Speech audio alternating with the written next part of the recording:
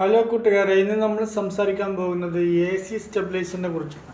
Air condition ഉപയോഗിക്കുന്ന stabiliser 1.5 ton capacity ഉള്ള air condition ഉപയോഗിക്കുന്ന സ്റ്റെബിലൈസറിനെ കുറിച്ചാണ് നമ്മൾ സംസാരിക്കാൻ പോകുന്നത്. ഇത് വി-ഗാർഡിൻ്റെ ഒരു സൂപ്പർ സ്റ്റെബിലൈസറാണ്. ഓക്കെ, 1.5 ടൺ എ സി കൂളായിട്ട് വർക്ക് ചെയ്യാൻ പറ്റിയ നല്ലൊരു സ്റ്റെബിലൈസറാണ്. ഇത് അലുമിനിയം വൈൻഡിങ്ങാണ് വരുന്നത്, എങ്കിലും അത്യാവശ്യം നല്ല കൺട്രോൾ സർക്യൂട്ടുള്ള ഒരു സർക്യൂട്ടാണ് ഇതിൽ ഉപയോഗിച്ചിരിക്കുന്നത്. ഓക്കെ, അപ്പോൾ നമുക്ക് ഇതിൻ്റെ കേടെന്താ നമുക്ക് മനസ്സിലാക്കാം. ഒരു ഡിസ്പ്ലേ ഇല്ല ഇതിനകത്ത്, ഒരു no display, that is the problem. Okay, അതുകൊണ്ട് നമുക്ക് ഇതിൻ്റെ എ സി മെയിനാണ് ആദ്യമായിട്ട് ചെക്ക് ചെയ്യേണ്ടത്. എ സി ഇൻപുട്ട് വരുന്നുണ്ടോ നോക്കണം. അതിനുശേഷം നമുക്ക് സ്റ്റെപ്പ് ബൈ സ്റ്റെപ്പായിട്ട് ചെക്ക് ചെയ്യാം. മിക്കവാറും ഇത്തരം സ്റ്റെബിലൈസറുകൾ വരുന്ന പ്രോബ്ലം റിലേ ആയിട്ട് ബന്ധപ്പെട്ട പ്രോബ്ലംസാണ് വരുന്നത്. അല്ലെങ്കിൽ വയർ കട്ടാവുക, അല്ലെങ്കിൽ മറ്റേ അലുമിനിയം വൈൻഡിങ് എന്ന് പറഞ്ഞല്ലോ, അത് സോൾഡർ ചെയ്തിട്ടുള്ള ജോയിനിങ് നല്ല പക്ക സോൾഡറിങ് ആണെങ്കിലും ചിലപ്പോൾ വിടാൻ ചാൻസ് ഉണ്ട്. അപ്പോൾ അതും കൂടി നോക്കുക. നമ്മൾ ആദ്യം ഇൻപുട്ട് ചെക്ക് ചെയ്യുക. ഇൻപുട്ട് ചെക്ക് ചെയ്തിട്ട് ഇൻപുട്ട് വോൾട്ടേജ് ഉണ്ടെങ്കിൽ അടുത്ത റിലേയിലേക്ക് വരുന്ന ഇൻപുട്ട് ചെക്ക് ചെയ്യുക. അപ്പോൾ അവിടെ ഇൻപുട്ട് വരുന്നില്ലെങ്കിൽ ഫസ്റ്റ് റിലേ മാറ്റിയിടുക. എന്നിട്ട് വർക്ക് ചെയ്തിട്ടില്ലെങ്കിൽ അടുത്ത റിലേ മാറ്റിയിടുക. ഇതാണ് നമ്മൾ പ്രൊസീജിയർ. അപ്പോൾ നമ്മൾ അതിലുള്ള റിലേ മാറുമ്പോൾ ഒന്നിച്ച് മാറുക, അതായിരിക്കും ഏറ്റവും ബെറ്റർ. ഓക്കെ, നമുക്ക് ഇത് അയച്ചിട്ട് ഡീറ്റെയിൽ ആയിട്ട് ചെക്ക് ചെയ്യാം. അപ്പോൾ ഇതിൻ്റെ മെയിനായിട്ട് പ്രോബ്ലം റിലേ വരുന്നതാണ്, റിലേ കംപ്ലൈൻ്റ് ആയി വരുന്നതാണ്. നമുക്കിത് അയച്ച് നോക്കാം. ഞാനത് ഒരു സ്ക്രൂകളെല്ലാം അയച്ചു വെച്ചിട്ടുണ്ട്. 4 സൈഡിലും സ്ക്രൂ ഉണ്ട്, പിന്നെ ക്ലിപ്പുകളാണ്, ആ ക്ലിപ്പുകൾ അയച്ചു ഞാൻ വെച്ചിട്ടുണ്ട്. ഓക്കെ,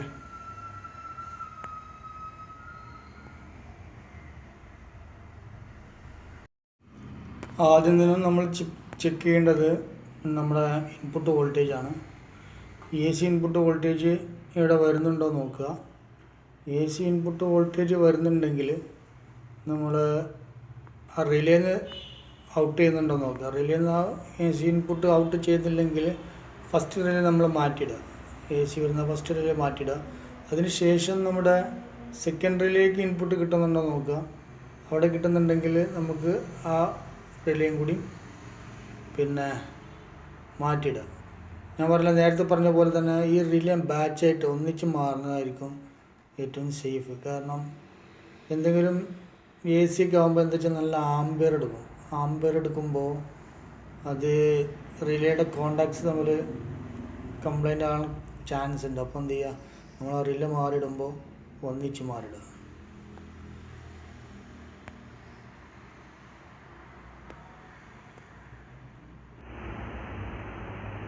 നമ്മൾ ചെക്ക് ചെയ്ത് നോക്കുമ്പോൾ ഇതിൻ്റെ ഇൻപുട്ടിൽ ഇവിടെ വരെ കറണ്ട് വരുന്നുണ്ട്. പിന്നെ ഇതിവിടെ സെക്കൻഡ് റിലേക്ക്, ഫസ്റ്റ് റിലേന്ന് സെക്കൻഡ് റിലേക്ക് കൊടുക്കുന്ന കണക്ഷനാണ്. അപ്പോൾ സെക്കൻഡ് റിലേക്ക് കറണ്ട് പാസ് ചെയ്യുന്നില്ല. അപ്പോൾ നമ്മൾ ആദ്യം ഈ സെക്കൻഡ് റിലേ ഇത് ഇവിടുന്ന് 1, 2 രണ്ടാമത്തെ റിലേ ഒന്ന് മാറ്റിയിട്ട് നോക്കാം. രണ്ടാമത്തെ റിലേ മാറ്റിയിടുമ്പോൾ നമ്മൾ വേറെ പ്രശ്നങ്ങളൊന്നും ഇല്ലെങ്കിൽ, ബോർഡിൽ വേറെ പ്രശ്നങ്ങളൊന്നും ഇല്ലെങ്കിൽ നമ്മൾ ഈ ഡിസ്പ്ലേയിൽ എന്തെങ്കിലും എഴുതി കാണിക്കും, അല്ലെങ്കിൽ LED കത്തെങ്കിലും ചെയ്യും. കാരണം അതിക്ക് പവർ കത്തുന്നു. അപ്പോൾ നമ്മൾ ആദ്യം ഇതിവിടെ മാറ്റിയിട്ട് നോക്കുക. ഇതിൻ്റെ ഫ്യൂസാണ്, അതൊക്കെ ആദ്യം ചെക്ക് ചെയ്യണം നിങ്ങൾ. ഇത് അലുമിനിയം വൈൻഡിങ് ആണ്, ഈ ഫ്യൂസൊന്നും പോയിട്ടില്ല. അലുമിനിയം വൈൻഡിങ് ആയതുകൊണ്ട് ഇതിൻ്റെ കണക്ഷനും കാര്യങ്ങളൊക്കെ പക്ക ഓക്കെയാണ് ഉറപ്പ് വരുത്തി പിന്നീട് വേണം നമ്മൾ ഇതിൻ്റെ ഇൻപുട്ട് സെക്ഷനിലെ കറണ്ടൊക്കെ ചെക്ക് ചെയ്യാം. അപ്പോൾ ഞാനിവിടെ ചെക്ക് ചെയ്യുമ്പോൾ ഇവിടെ എനിക്ക് 230 വോൾട്ട് കിട്ടുന്നുണ്ട്. അപ്പോൾ ഇവിടെ നിന്നിട്ട് ഈ സെക്കൻഡ് റിലേ കണക്ട് ചെയ്യുന്ന ഭാഗത്ത് കണക്റ്റ് ആവുന്നില്ല. ഇതാണ് 2 വലിയ റിലേ ആണ് ഇതിനുള്ളിൽ കിടക്കുന്നത്. 3 റിലേ ഉണ്ട്. ഓക്കെ, അപ്പോൾ നമ്മൾ ഈ എല്ലാ റിലേ നമ്മൾ ചെക്ക് ചെയ്യണം. മാറിയിടുമ്പോൾ ഒന്നിച്ച് മാറിയിടും, ഈ ബാച്ചായിട്ട് മാറിയിടും. അപ്പോൾ നമ്മുടെ പ്രശ്നങ്ങൾ തീരും. അപ്പോൾ ഡിലേ നമ്മൾ ഈ ഫസ്റ്റിലെ റിലേ മാറിയിടുമ്പോൾ നമുക്ക് എന്തെങ്കിലും എറർ ഉണ്ടെങ്കിൽ നമുക്ക് അവിടെ കാണിക്കും.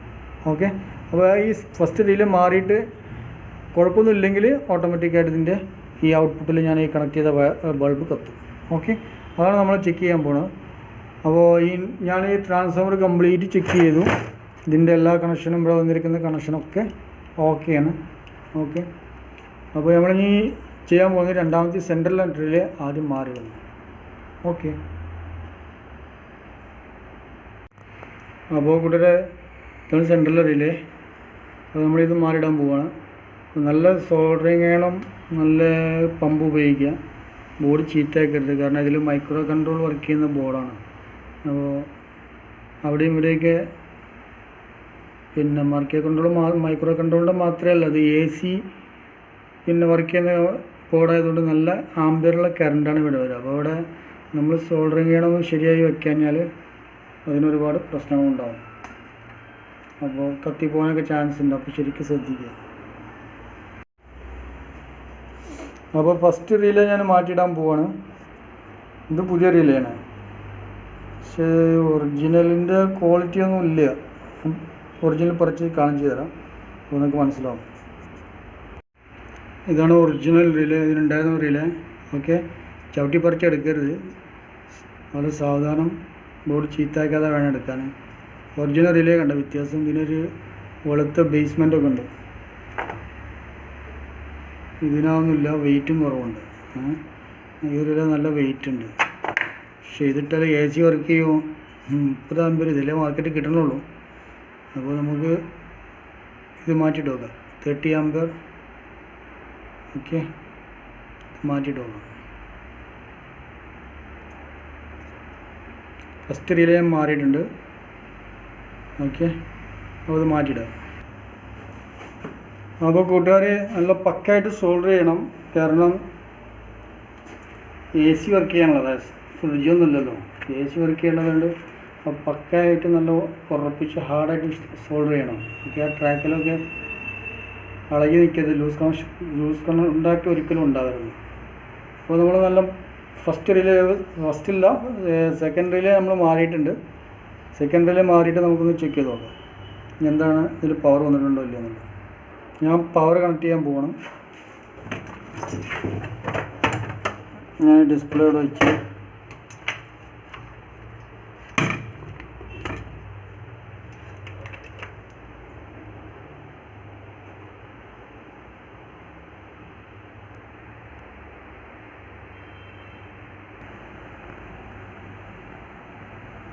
ഇവിടെ ഇപ്പോൾ LED ഇവിടെ കത്തിയിട്ടുണ്ട്.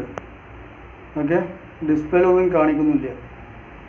ഓക്കെ, അപ്പോൾ ഡിസ്പ്ലേയായിട്ട് ബന്ധപ്പെട്ട് എന്തെങ്കിലും പ്രോബ്ലം ഉണ്ടോ? അതിന് മുമ്പ് നമ്മൾ പവർ വന്നുകൊണ്ട് തന്നെ സെക്കൻഡ് റിലേയും കൂടി നമുക്ക് മാറ്റിയിടാം. ഓക്കെ, എന്നിട്ട് നമുക്ക് ചെക്ക് ചെയ്ത് നോക്കാം. ഇതുവരെ ഫസ്റ്റ് റിലേ ഞാൻ മാറിയിട്ടുണ്ട്. സെക്കൻഡ് റിലേ മാറുന്നതിന് മുമ്പ് ഒന്നുകൂടി ചെക്ക് ചെയ്ത് നോക്കുമ്പോൾ ഇതിൻ്റെ ന്യൂട്രൽ കേബിൾ, ഇവിടുന്ന് ഒരു ന്യൂട്രൽ കേബിൾ കട്ടായിട്ടുണ്ടായിരുന്നു. അപ്പോൾ അത് ഫിക്സ് ചെയ്ത ശേഷം ഒന്നുകൂടി ഓണാക്കി നോക്കുകയാണ്. നമുക്ക് ഡിസ്പ്ലേ വന്നിട്ടുണ്ടോ ഇല്ലെന്ന് അറിയാൻ വേണ്ടിയിട്ട്. ഓക്കെ,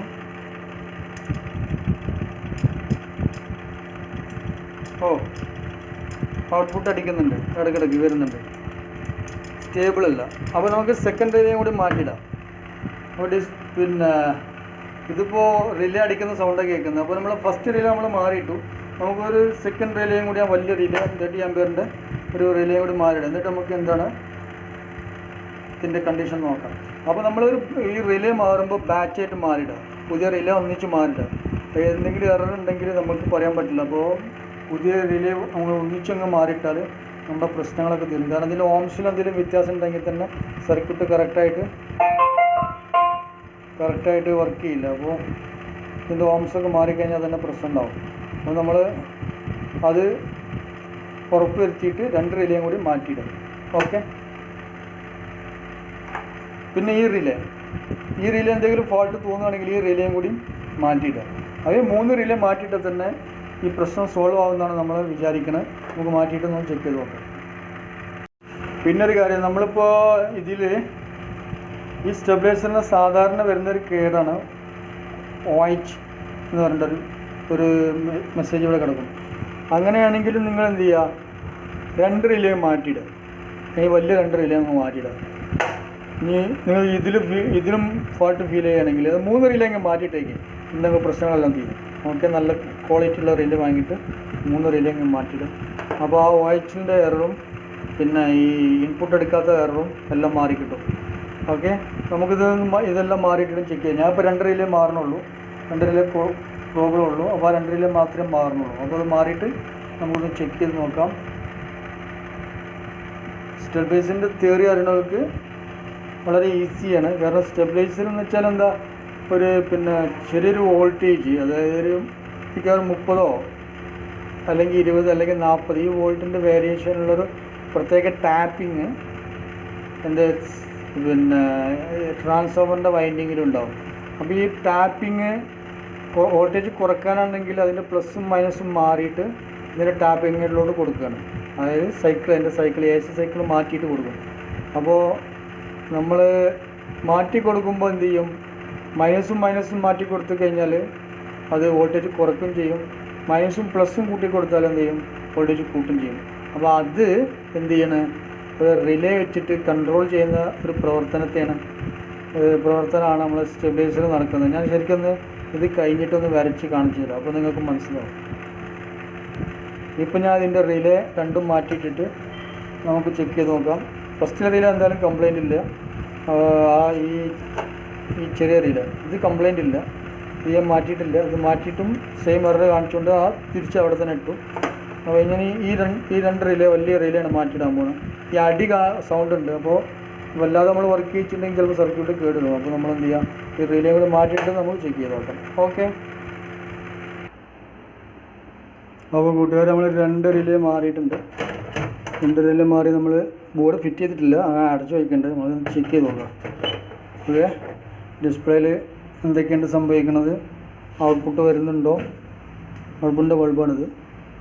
ഓക്കെ, ഹെവി ബൾബാണ്, 200 വാട്ട്സിൻ്റെ ബൾബാണ്. അപ്പോൾ നമ്മൾ ഓണാക്കി പോകാം. ഡിലേ എന്ന് കാണിക്കുന്നുണ്ട്, വേറെ ആരൊന്നും കാണിക്കണമെന്നില്ല. ടൈമിംഗ് ഉണ്ടാവും, ഡിലേ ടൈമിംഗ് ഉണ്ടാവും. എത്ര മിനിറ്റാണ് നോക്കാം.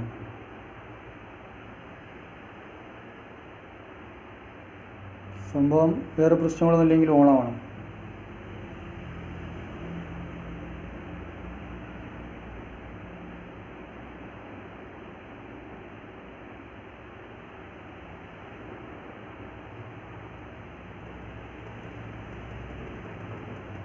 വേറെ ഒന്നും കാണിച്ചില്ല. വേറെ ഉണ്ടെങ്കിൽ വാച്ച് എന്ന് കാണിക്കും.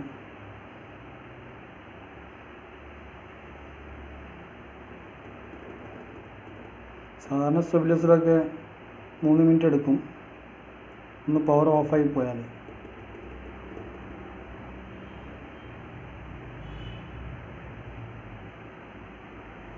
ഈ ഡിലേ ടൈമിങ് കൺട്രോൾ ചെയ്യുന്ന ഇതിനെക്കുറിച്ച് ഞാൻ കഴിഞ്ഞ വീഡിയോയിൽ പറഞ്ഞിട്ടുണ്ട്. കപ്പാസിറ്ററിൻ്റെ ചാർജിങ്ങിനനുസരിച്ചാണ് പിന്നെ അതിൻ്റെ ഡിലേ കൺട്രോൾ ചെയ്യുന്നത്. ഞാൻ കഴിഞ്ഞ വീഡിയോയിൽ പറഞ്ഞിട്ടുണ്ട്. കപ്പാസിറ്റർ ചാർജ് ചെയ്യുന്നതിൻ്റെ ടൈമിംഗ് അനുസരിച്ചാണ് അതിൻ്റെ ഡിലേ ടൈം സ്റ്റെബിലൈസറിൽ ഓൺ ആവുന്നത്.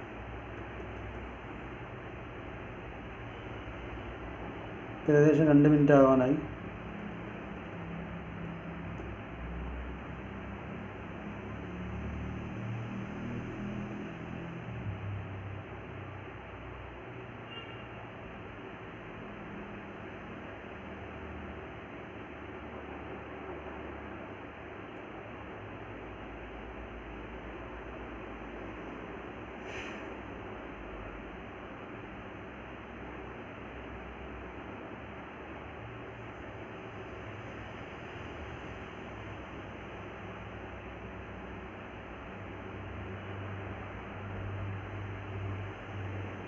ഇതിന് ഡിലേ ടൈം ബാക്കിൽ എഴുതിയിട്ടുണ്ടാവും. നമുക്കിത് ഓണായിട്ടൊന്ന് ചെക്ക് ചെയ്ത് നോക്കാം.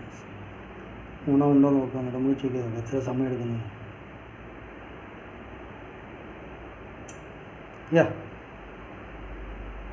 ഏകദേശം 3 മിനിറ്റ് ആയപ്പോഴേക്കും നമ്മുടെ പവർ വന്നു, ഔട്ട്പുട്ട് വന്നു, ഓക്കെയാണ്. അപ്പോൾ നമുക്കിതൊന്ന് അടച്ച് സെറ്റ് ചെയ്ത് വയ്ക്കാം. അപ്പോൾ കണ്ടില്ലോ, ഇനി അതിൻ്റെ തിയറി ഒന്ന് നിങ്ങൾക്ക് എക്സ്പ്ലെയിൻ ചെയ്ത് തരാം.